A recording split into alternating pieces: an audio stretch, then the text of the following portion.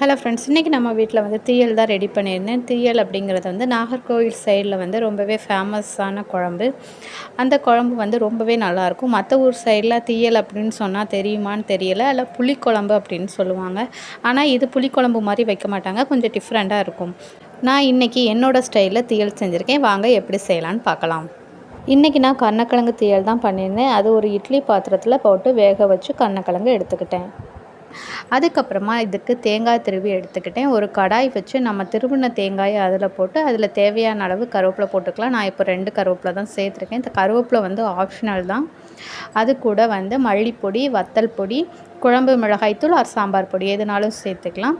புளி, இது அவ்வளோ, வத்தல் பொடியும் சேர்த்துக்கோங்க. இது அவ்வளோத்தையும் சேர்த்து நல்லாவே வறுத்து எடுக்கணும்.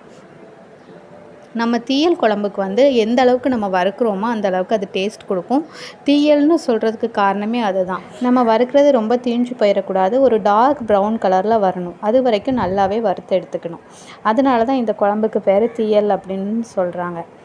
இது வந்து நல்லா வறுத்து எடுக்கணும். சில பேர் வந்து மல்லி விதையாக சேர்த்துக்குவாங்க.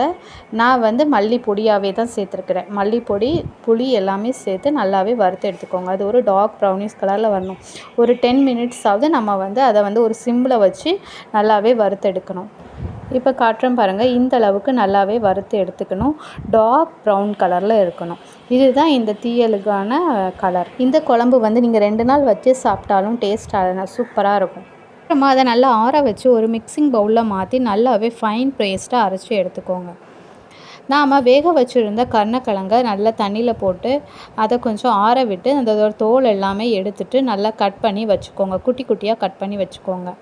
அதுக்கப்புறமா ஒரு கடாய் வச்சு தேவையான அளவு எண்ணெய் ஊற்றி கடுகு போட்டுக்கோங்க. கடுகு நல்லா பொரிஞ்சதுக்கப்புறமா நாம் அரைச்சி வச்சுருக்கிற பேஸ்ட்டை அது கூட சேர்க்கணும்.